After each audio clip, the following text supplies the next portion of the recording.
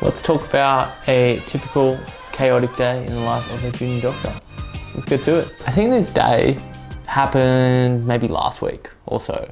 And it was like, started off like a really, really normal day, but it's not always as straightforward as it seems. I woke up at 4:30. I did about an hour and a half of studying for an exam at the moment. And then I got ready, it was 6 a.m. and I left the house at 6:15. We had to get there early for a ward round. We got to work about 6:45, so 6:45, and we went through all the patients. We went through their results, their observations, what happened overnight, their numbers, their drain tube outputs, everything like that. And that was at 6:45. At 7:15, that was the time the ward round started. So we got everything all sorted, and then we started seeing all the patients that we had to for the day. Halfway through the ward round, I had to peel off from the main group and go and see some of the elective patients that were coming in. We had to consent them and make sure they were all signed and marked and everything was ready to go. Essentially what happens is that we have patients who are emergency patients who come in like new people from like in the community. They might have this problem or that problem, whatever. They just come in for whatever reason they have, and then we get to admit them and they're under our bed guard. But there's also patients who are booked in electively to come in for an operation. It's planned, everyone knows about it, and it's all organized. It's those patients who sometimes need their consents updated, or they need an interpreter, or they need to have like an arrow drawn on them to make sure we know which side to operate on. And I mean, like, we do know what side to operate on, but people like big, simple things like big arrows. If we're operating on the left side of the body, I have to draw like an actual arrow on the left arm. That's just the way it is. So when we were like reviewing the patients, there was actually a couple of sick people overnight. One patient had like anemia, which is like low hemoglobin, and they had to have like 2 units of red blood cells transfused. So then we had to review them in the morning because they got really, really low. And then there was actually 2 more patients that came in overnight. So they were new people who we had to see and, you know, review and make up a plan for the day. I think they were both like stones. So 2 people had blocked stones in their ureters, which is the tube that connects the kidney to the bladder. And yeah, essentially we're just trying to get them an operation so they can get their stone unblocked. After I was done consenting and marking, drawing arrows, I felt like I was like Picasso for a while. It's probably the best drawing I've ever done. Then we went and met up with the team for coffee.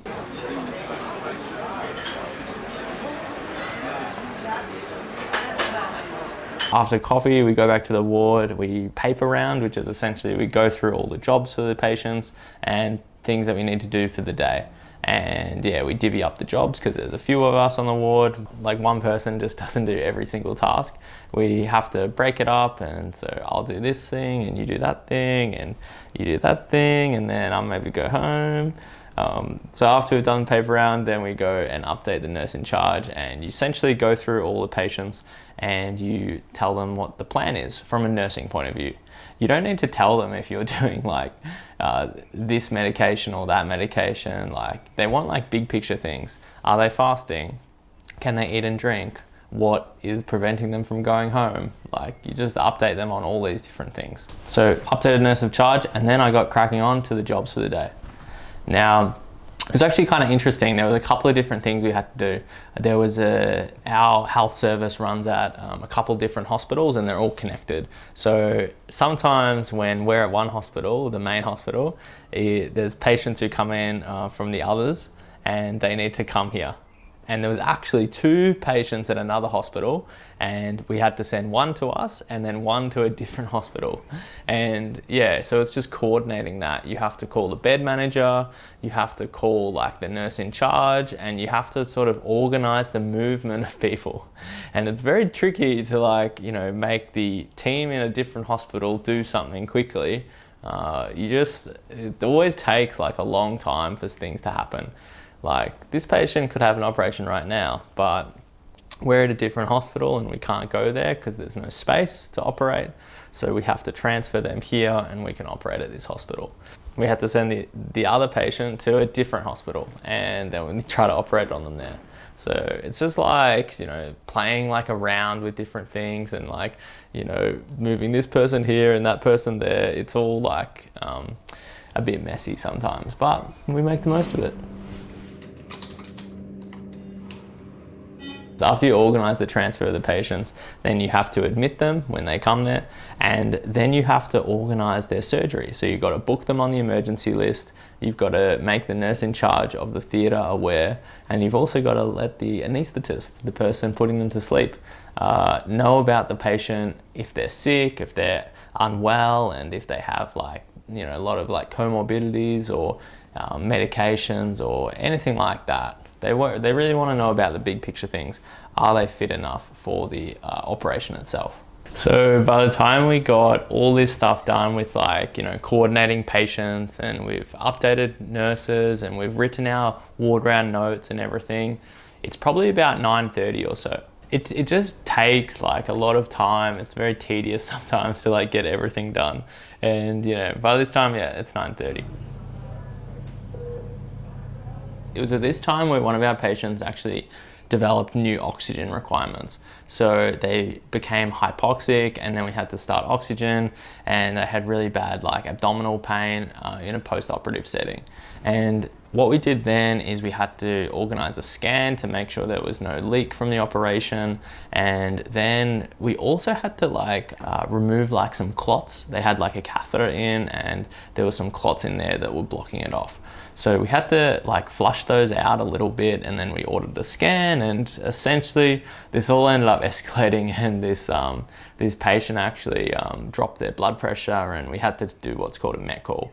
And so that Met call happened, and there was another patient across the room. So these patients are all in like, you know, multi-bed rooms, and you see a patient here, and you know, you have the conversation with them there, and then you go across the room and you see another patient, and each time you draw the curtain, and it's like drawing the curtain, like, yeah, it can give you a little bit of privacy, but even with the curtain drawn, you can still hear absolutely everything that's going on.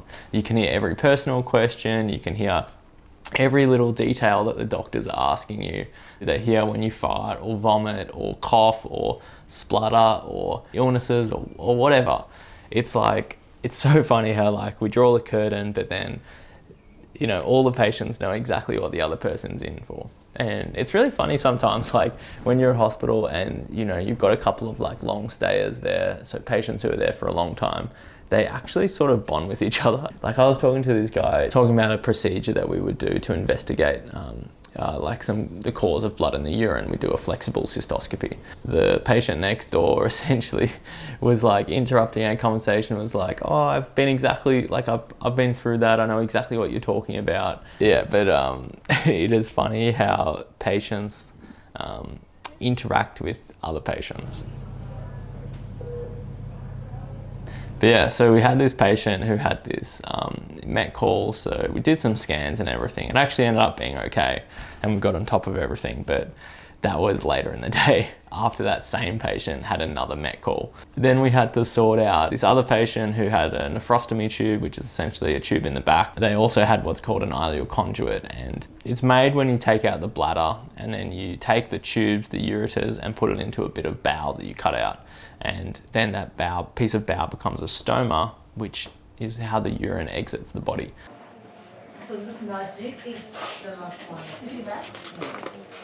And then what we had to do after that, so by that time it was like 11:30. We haven't stopped we stopped for coffee at the start of the day, but this is the other reason why you got to stop for coffee.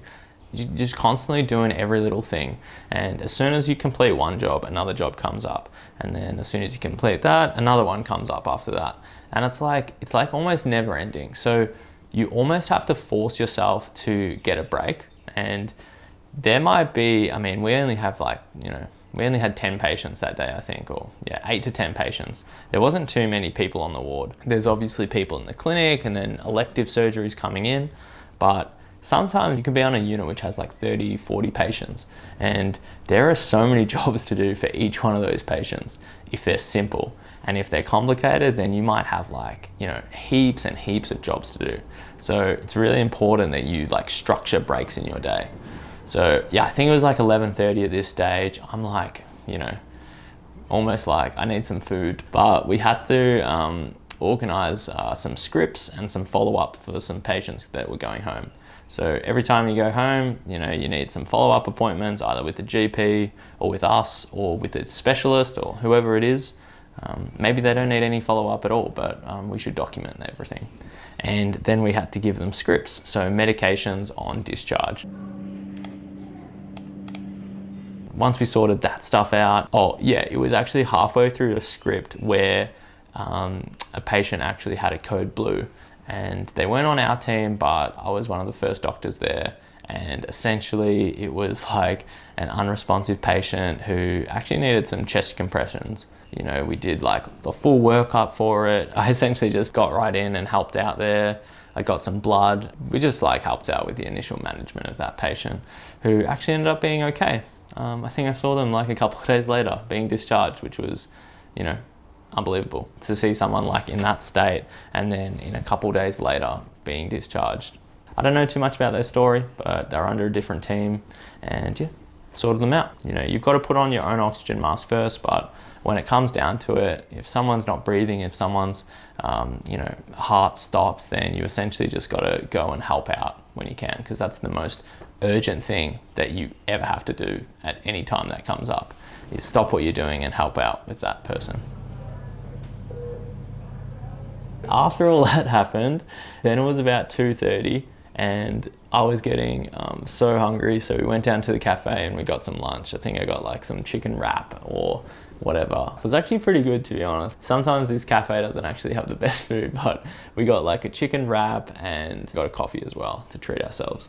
Then what happened was, this patient had come in for an operation for the afternoon. They were supposed to take their medication. It's called digoxin. This patient was meant to take their digoxin. They came in with like a really high heart rate, and eventually we figured out that this patient had like a recent admission, and then they had like some new medications changed, and essentially they were unsure if they should have taken it or not. So they didn't end up taking it. And then they came into hospital for their operation and their heart rate's like 130 beats per minute. So we needed to give them medication. They eventually slowed down their heart rate and they got their operation done.